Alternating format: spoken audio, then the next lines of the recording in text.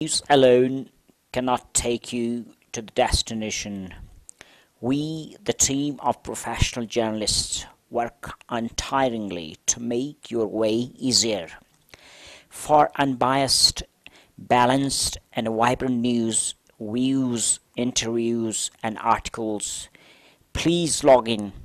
www.gbherald.com.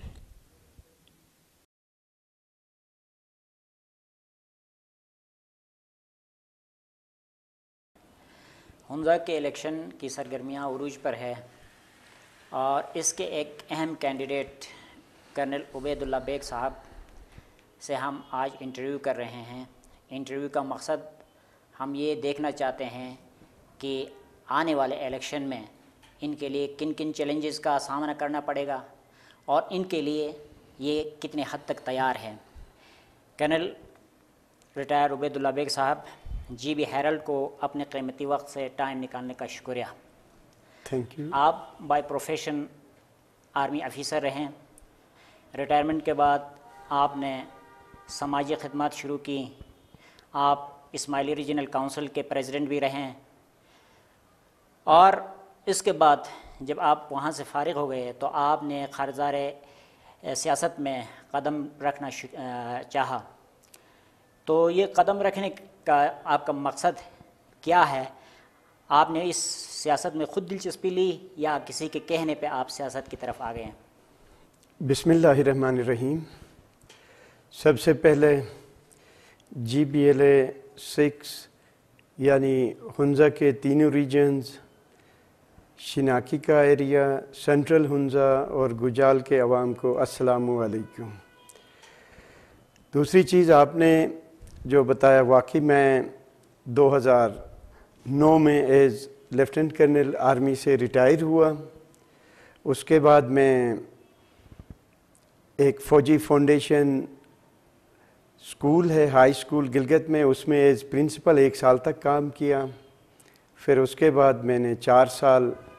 Gilgit Baltistan آرم services board کا provincial director رہا۔ اس دوران میں نے گلگت، ہنزا اور پورے جی بی میں ایناوے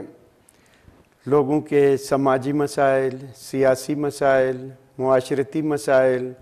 اور اکنامک جو ایکٹیویٹیز ہیں، ان سب کا میں نے بغور جائزہ بھی لینے کا مجھے موقع ملا، اور اس طرح کی جو بھی چیزیں ہیں، 2 الیکشنز بھی دیکھ لیے، پچھلے حکومت کا بھی اور ابھی جو پریزنٹ گورنمنٹ ہے اس کے الیکشنز بھی میں نے دیکھ لیے۔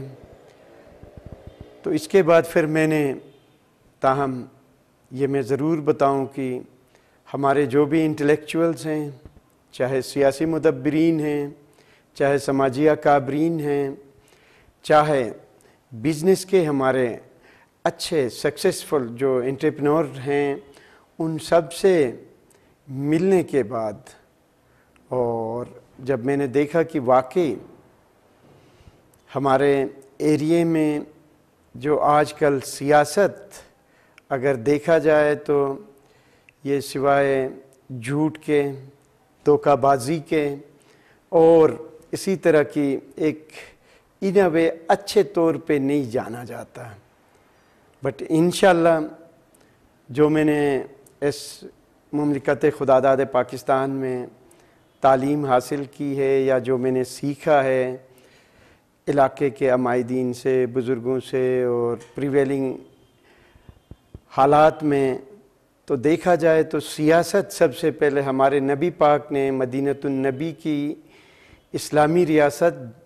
کی بنیاد ڈال کے ایک اچھی سیاست کی روایت ڈال دی تھی، جو کہ ایک اچھی اور پاک سیاست ہے۔ پھر یہی سیاست آگے چلتی رہی۔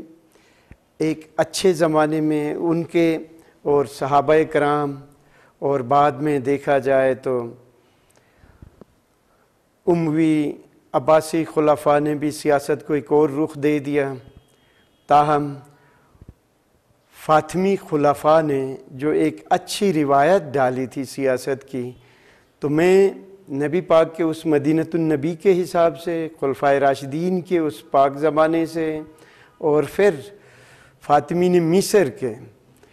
ان سیاسی بیک گراؤنڈز کو دیکھ کے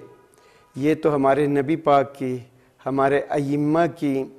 یہ سیاست دیکھا جائے تو ایک ٹرو عبادت ہے۔ اس بیسس پہ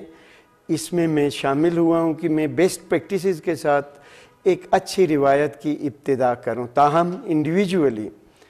اپنی ذات سے سیاست میں پاک، صاف اور غریب لوگوں کے لیے، اور جو ہمارے رعایا ماسز ہیں ان کے لیے ان کا حق اگر ان کے ڈور سٹیپ تک ہم پہنچا دیں ایمانداری سے تو یقیناً یہ ایک بہت بڑی بات ہوگی۔ اس حساب سے میں سیاست میں آ چکا ہوں۔ اس کا مطلب یہ ہو گیا کہ بیداق لیڈرشپ کی خلا ہے، اس کو پر کرنا لازمی ہے، اسی لیے آپ آ گئے ہیں۔ نو ڈاؤٹ ان اٹ کہ ہمارے ایریے میں آپ کو اچھے لوگ بھی ملیں گے، دنیا ایسی جگہ ہے کہ آپ کو برے لوگ بھی ملتے ہیں، پاک صاف گو لوگ بھی ملیں گے، اور ملاوٹ والے لوگ بھی ملیں گے، اس میں کوئی شک والی بات نہیں ہے۔ بٹ بحیثیت مسلمان اور ہمارے بزرگوں کے حساب سے پاکستان جو ہمارے بزرگوں نے جن امیدوں سے بنایا تھا، یا ہمارے گلگت بلتستان کے ہمارے غیور گلگت سکاؤٹس اور عوام نے پاکستان کا اس لیے حصہ بنایا تھا کہ ہم ایک پاک صاف اور ایک اچھی زندگی، آزاد غلامانہ زندگی کو خیرباد کہہ کے ایک آزاد زندگی گزاریں، کیونکہ انسان آزاد پیدا ہوتا ہے، وہ غلام پیدا نہیں ہوتا۔ اور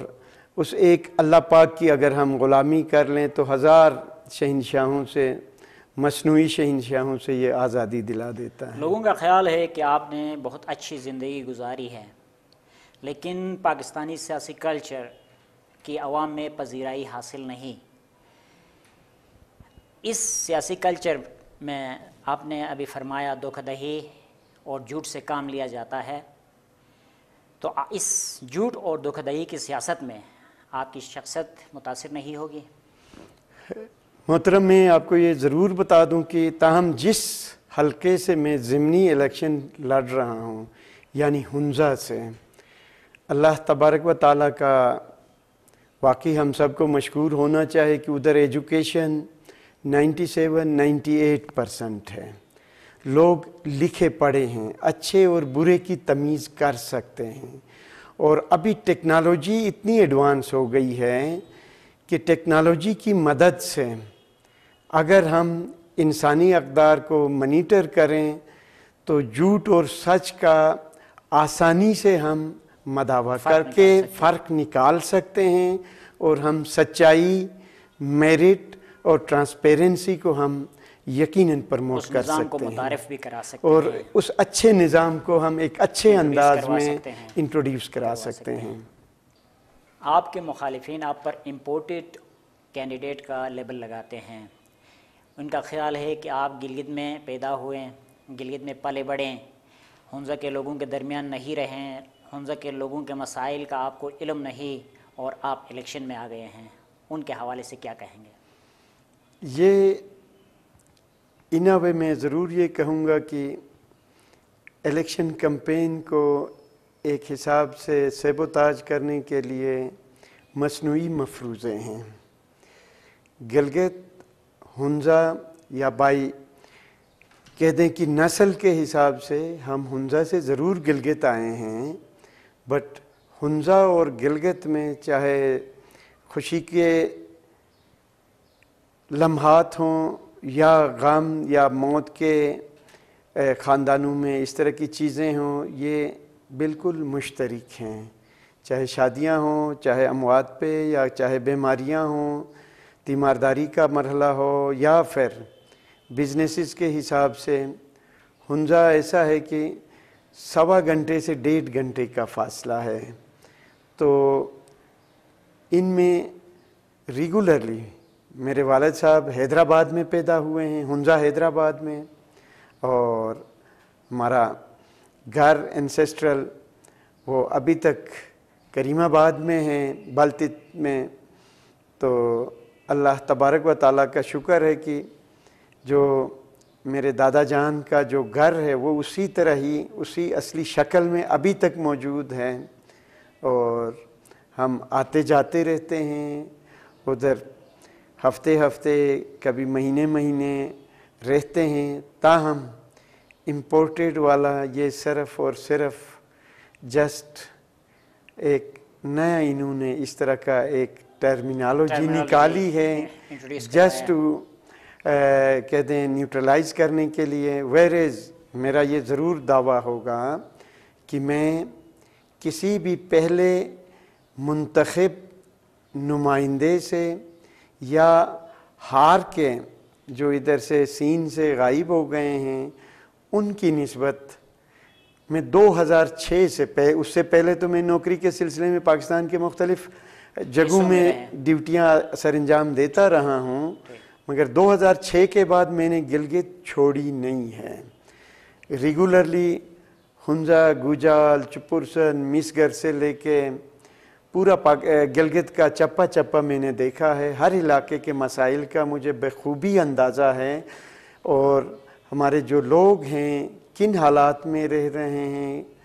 ان کا مجھے اندازہ بھی ہے. بلکہ میں تو اپنے ریٹائرڈ گورنمنٹ کے یا آرمی کے آفیسرز سے بھی میں یہی گزارش کرتا رہا ہوں کہ ریٹائرمنٹ کے بعد گلگت میں یا ہنزا میں سیٹل ہو جائیں، تو تب جا کے